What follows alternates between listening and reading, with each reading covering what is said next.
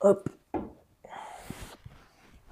Ah, vous êtes déjà là, les amis. Bon, vous le savez, quand je mets un ouvrage ici, c'est qu'on traite de ce dernier dans cette vidéo. Donc on est parti. Salut à toi, futur leader de la communication. Bienvenue mon ami au sein de cette nouvelle vidéo, c'est William. Dans cette vidéo, un livre, 4 principes. On poursuit ce concept que j'ai lancé il y a de ça bientôt 2 ans. Et dans cette vidéo, j'aimerais te parler du livre Miracle Morning de Hal Elrod, le premier livre de développement personnel que j'ai lu à mon actif il y a de ça 2 ans et demi. Alors dans ce super bouquin, qu'est-ce que l'auteur nous promet? L'auteur nous promet de trouver un équilibre de vie, de réaliser des progrès dans sa vie, de relever des défis, d'atteindre la réussite, rien que ça, et de se sentir plus épanoui au quotidien.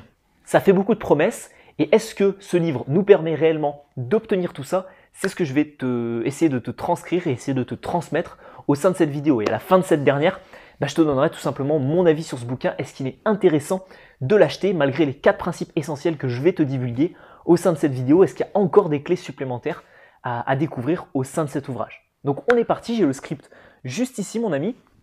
Le premier point, c'est d'abord une introduction, c'est comment l'auteur a découvert cette méthode du Miracle Morning. Alors, c'est un constat qui est assez brusque. En fait, l'auteur a failli mourir à l'âge de 20 ans dans un accident de voiture et il a pris conscience en fait que tout pouvait s'arrêter du jour au lendemain, que la vie était assez fragile au final. Et donc du coup, il a décidé de prendre vraiment sa vie en main et de changer énormément les choses. Et de là, il a commencé à mettre en place des petites actions et à faire des découvertes, à faire des analyses, à faire des tests sur lui-même.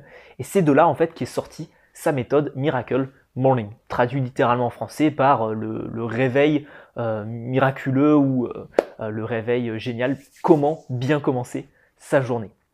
Alors le point numéro 1, c'est un constat qui est très très intéressant, je trouve, sur la quantité de sommeil que l'on doit avoir et sur la quantité de sommeil combien de temps on doit dormir. Concrètement, je vais pas trouver des formules très compliquées. Combien de temps tu dois dormir et combien de temps je dois dormir. Je vais t'expliquer comment moi j'ai implémenté sa stratégie et comment moi j'ai vécu cette expérience. Il faut savoir qu'il y a de ça maintenant 1 an et demi, ouais c'est un truc comme ça. Il y a de ça 1 an et demi, en fait, je dormais à heures très très régulières. Je me couchais à 22 h le soir à peu près et je me levais à peu près à 6 h du matin chaque matin pour aller dans mes études. J'étais à l'époque en DUT. Donc, soit j'allais dans mes études, ou même le samedi et le dimanche, souvent, je suis quelqu'un qui me lève assez tôt, donc souvent je me couchais aux alentours de 22-23 h et je me levais autour de 6 à 7 heures. Donc je dormais à peu près 8 heures de sommeil parce que c'est ce qui était conseillé à la fin de l'adolescence, au début entre 18 et 20 ans, c'est ce qui était conseillé de dormir à peu près 8 heures, surtout si on est sportif, pour le repos du muscle, etc. Dans son ouvrage, l'auteur nous explique un test qu'il a fait, il a essayé de dormir 9 heures par nuit, 8 heures, 7 heures, 6 heures, 5 heures et je crois même 4 heures, mais on va s'arrêter à 5. Et en fait, ce qu'il a remarqué, c'est que concrètement, en fait, plus il dormait, quand il dormait 8, 9 heures, il se sentait fatigué la journée, et quand il dormait 6, voire même 5 heures, il pouvait se sentir bien plus en forme et bien plus réveillé. Donc moi, je me suis dit, on va essayer de diminuer la quantité de sommeil, et on va essayer de dormir beaucoup moins. Ça va me permettre de dégager pas mal de temps durant ma journée, où je pourrais tourner plus de vidéos, écrire des articles sur mon blog, te proposer des accompagnements personnalisés, te proposer des coachings, etc. etc. Et donc c'est à ce moment-là où j'ai réussi, et j'avais notamment créé une formation à l'époque qui s'appelait Comment gagner 2 heures de temps par jour supplémentaire. C'était tout simplement en dormant 2 heures de moins. Aujourd'hui, je me couche souvent entre 22 et 23 heures et je me lève le matin entre 5 et 6 heures. Donc souvent, sur les nuits où vraiment j'ai pas forcément envie de dormir beaucoup, j'ai pas forcément fait du sport durant la journée, je vais pouvoir me coucher à 23 h minuit et me lever aux alentours de 5 à 6 heures du matin pour aller à la salle de sport. Donc c'est très intéressant et c'est un constat en fait qui, moi, je l'ai vécu également. Honnêtement, on n'a pas forcément besoin de dormir 8-9 heures de sommeil. Moi, je dois être quelqu'un qui dort à peu près en moyenne à peine 7 heures par nuit. Mais quand je te dis 7 heures, c'est aussi le samedi soir, c'est aussi le dimanche soir. Quand je sors en soir avec mes amis, souvent je vais me coucher aux alentours de 3-4 heures du matin. Mais je vais me lever le lendemain aux alentours de 10 heures, 11 heures. Donc je vais dormir encore une fois 6 heures de sommeil, tu vois. Donc concrètement, c'est un constat qui est très intéressant. Je l'ai tiré de ce livre et ça m'a fait gagner énormément de temps dans ma vie. Donc c'est pour ça que c'est un des meilleurs livres que je te conseille sur le développement personnel parce que c'est très intéressant de diminuer en final sa quantité de sommeil. C'est appuyé également par un speech de Arnold Schwarzenegger qui disait « Sleep faster », dormez plus vite, et qui disait concrètement une journée c'est 24 heures, vous dormez 6, donc il vous reste 18 heures durant la journée pour le boulot, pour préparer votre nourriture, pour manger, pour vous reposer, pour faire du sport, pour réaliser vos rêves, pour réaliser vos projets, etc., etc. Et donc concrètement, il y a tout un mythe autour du fait de se lever très tôt le matin et tout un mythe autour du fait de dormir 5 à 6 heures par nuit. Et on peut remarquer que la plupart des personnes très charismatiques et les leaders de notre monde aujourd'hui, que ce soit Dwayne Johnson, que ce soit Elon Musk, que ce soit Barack Obama, que ce soit des personnes comme Arnold Schwarzenegger, etc., ne dorment pas énormément et dorment souvent entre 5 et 6 heures parce qu'ils ont énormément de choses à faire durant leur journée. Alors, pour moi, le plus important aujourd'hui, c'est pas forcément la quantité de sommeil, mais je pense que tu vas être d'accord avec moi pour dire que le plus important aujourd'hui, c'est plus qu'est-ce que tu vas faire de ta journée le lendemain. Si tu as envie de te lever à 5 heures, même si tu as envie de te lever à 4 heures du matin, c'est parce que tu vas avoir quelque chose à accomplir durant ta journée. Tu peux prendre aujourd'hui, je vais faire une toute petite parenthèse, j'espère que la vidéo va pas être trop longue mon ami, mais ça peut vraiment aider beaucoup de personnes à se lever plus tôt le matin, à éviter de procrastiner, à éviter d'appuyer sur le bouton repeat de son téléphone ou de son réveil. Parce que concrètement, tu peux faire un test très simple. Tu prends n'importe qui, surtout les enfants, et la veille de Noël. Par exemple, la veille de Noël, un enfant, concrètement, il peut dormir 3 ou 4 heures. Le lendemain, si tu l'appelles en lui disant qu'il y a des cadeaux au pied du sapin, il va se lever directement, il va pas se poser de questions. Il va dévaler les escaliers, si tu as des escaliers chez toi, il va arriver au pied du sapin, il aura dormi 3 heures, mais il va être frais comme un gardon. Pourquoi ? Parce que concrètement, il y a une journée exceptionnelle qui va se passer pour lui. Tu prends n'importe quel adulte, fan de tout ce qui est Disney, etc. Tu dis à la personne le matin, à 4 heures du matin, tu lui dis enfile tes habits, on prend le train à 5 heures, on prend le train dans 1 heure et on file à Disney. Il y a beaucoup de personnes qui vont avoir aucun mal à se lever le matin. Par contre, si tu lui dis va bosser dans un taf que t'aimes pas, pour un patron que t'aimes pas, etc. Là, il y a beaucoup moins de personnes qui vont être à même de se lever très tôt le matin. Donc, du coup, c'est plus une raison, trouver ce que tu vas faire dans la journée qui va t'exciter et qui va faire en sorte que tu auras envie de te lever un petit peu plus tôt le matin et de réduire ta quantité de sommeil.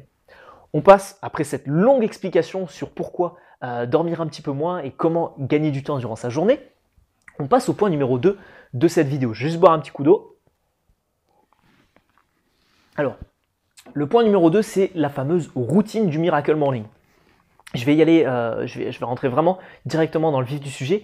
Il y a 6 étapes clés à mettre en place. La première, le silence. Juste après que tu te sois levé, tu vas en fait méditer. Tu vas prendre du temps pour toi. Tu vas prendre du temps pour réfléchir.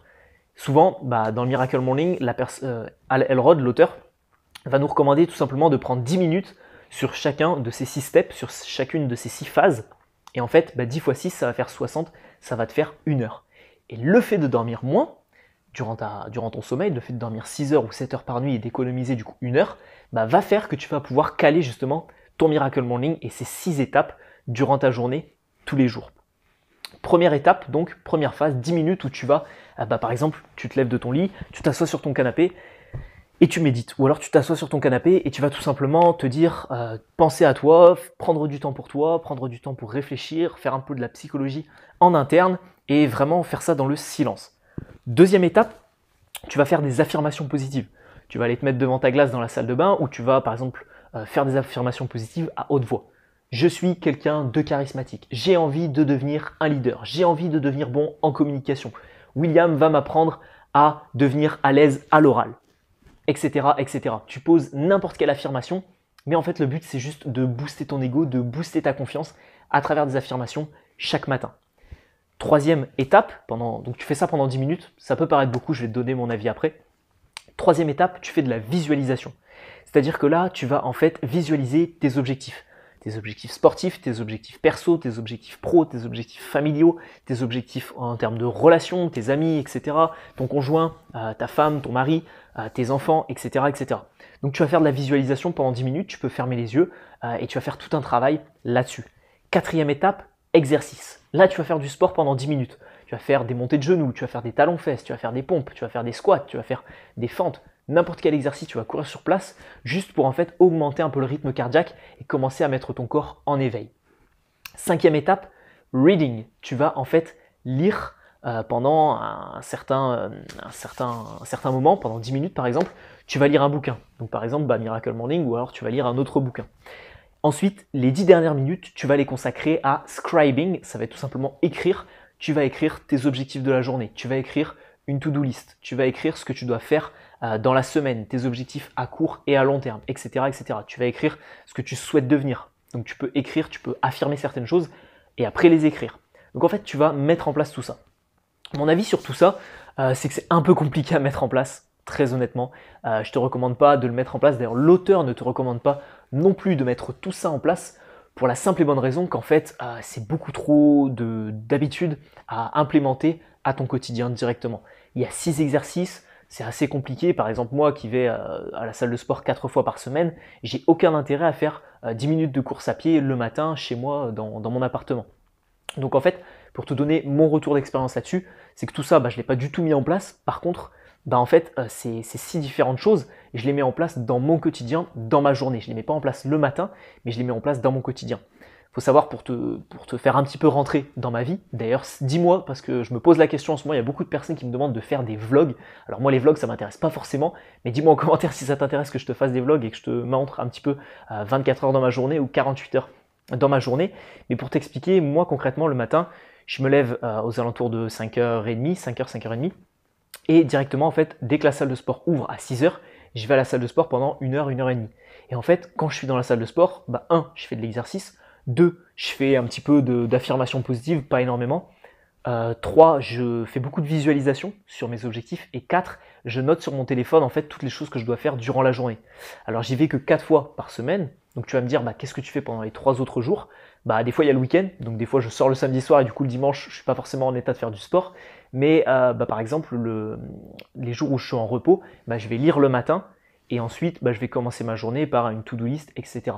Donc, toutes ces activités, toutes ces actions, ces 6 actions, concrètement, je ne les mets pas en place les unes après les autres en faisant ce qu'on appelle un Miracle Morning. Par contre, quand je vais à la salle de sport, je fais également de la visualisation, je fais également du scribing, j'écris une to-do list de tout ce que je vais faire durant ma journée. Donc, c'est un petit peu faire la chose à ta sauce et c'est un petit peu adapter au final le Miracle Morning à tes habitudes, si tu travailles le matin, si tu travailles le soir, etc., etc. Troisième conseil et troisième chose que j'ai appris dans le livre Miracle Morning, c'est le club des 95%. Alors je pense que l'auteur a été un petit peu méchant en donnant 95%, mais c'est vrai que ce chiffre, on a souvent tendance à le voir dans beaucoup d'études, dans beaucoup de vidéos, par exemple des personnes qui parlent de procrastination, des personnes qui parlent de bonheur, de développement personnel, etc. Souvent ils utilisent ce chiffre de 95%.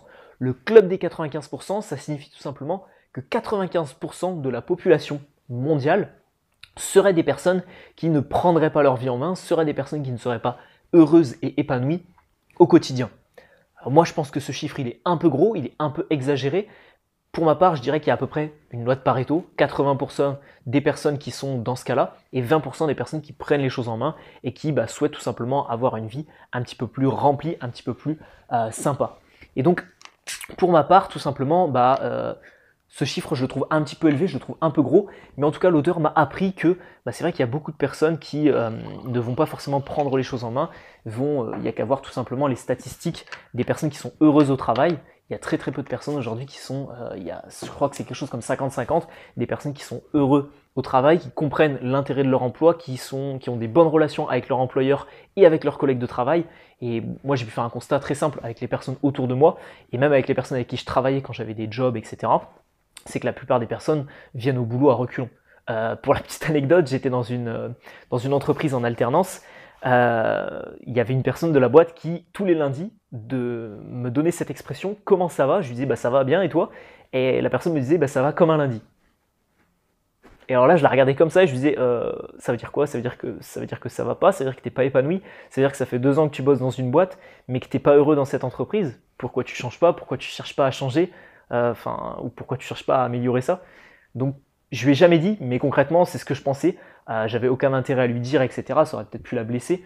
Mais voilà, c'est vrai qu'il y a beaucoup de personnes qui vont pas forcément prendre les choses en main. Donc, le club des 95%, évitez de tomber là-dedans. De toute manière, vu que vous regardez cette vidéo, je pense que vous faites, vous, partie du club des 5% restants, les personnes qui prennent les choses en main. D'ailleurs, en parlant de prendre les choses en main, je t'invite, mon ami, à cliquer sur le bouton s'abonner si tu regardes encore cette vidéo, tout simplement pour recevoir les prochaines vidéos sur des résumés de livres ou sur la communication.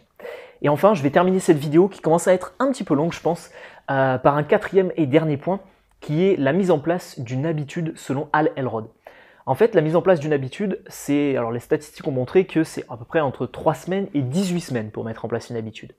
Donc 3 semaines et 18 semaines ça fait 4 mois, 3 semaines ça fait à peine un mois, donc entre 1 et 4 mois pour mettre en place une habitude dans son quotidien en se forçant à la faire chaque jour. Hal Elrod, lui, explique qu'une habitude, il a à peu près des résultats aux alentours des 30 jours. Les personnes mettent à peu près 30 jours à mettre en place une nouvelle habitude. C'est-à-dire que si par exemple, tu ne fais pas ton lit le matin, que maintenant tu souhaites le faire, pendant les 30 premiers jours, ça va être compliqué, ça va être difficile. Par contre, après, ça va être une habitude et tu vas le faire de manière machinale, tu vas le faire de manière logique tous les jours. Et il explique en fait les 3 différentes phases par lesquelles tu vas passer en mettant en place une habitude, quelle qu'elle soit. Que ce soit par exemple arrêter de fumer, que ce soit se mettre au sport, que ce soit ranger son appartement, ranger sa maison, etc. etc. La première phase, c'est la phase assez insupportable, c'est la phase insupportable. C'est entre 0 et 10 jours. C'est la phase où vraiment ça va être très compliqué pour toi de te détacher de ton ancienne habitude, de ta mauvaise habitude ou de mettre en place quelque chose de nouveau, d'aller au sport, etc. Donc les 10 premiers jours, la phase vraiment insupportable. De 11 à 20 jours, donc c'est une fourchette bien évidemment, ça va être une phase assez désagréable, mais ce sera plus insupportable, ce sera plus vraiment du dégoût, ce sera désagréable, mais sans plus. Et enfin la troisième phase, ce sera la phase irrésistible. C'est là où tu vas commencer à aimer ça, c'est là où tu vas commencer à prendre un petit peu de plaisir, et après bien évidemment, ça deviendra une habitude. Voilà, j'espère que j'ai pu te faire découvrir cet ouvrage, j'espère que à travers cette petite vidéo, c'est une façon de parler, je pense qu'elle doit faire au moins 15-20 minutes. Donc je vais conclure tout simplement en te disant de t'abonner à cette chaîne YouTube, mon ami, de pouvoir cliquer sur la petite miniature qui s'affiche à l'écran juste ici. Je t'offre gratuitement un cours en ligne sur la prise de parole en public, la communication et le fait d'être plus à l'aise à l'oral, de vraiment prendre sa vie en main d'un point de vue communication. Si tu souhaites la suivre, tu as juste à cliquer juste ici. Le livre que tu vois juste ici, il sera dans la description de cette vidéo. Ce sera un lien affilié Amazon. Et puis on se retrouve forcément pour une prochaine vidéo, résumé de livre ou sur la formation gratuite. Je te dis bonne journée ou bonne soirée mon ami, ciao ciao.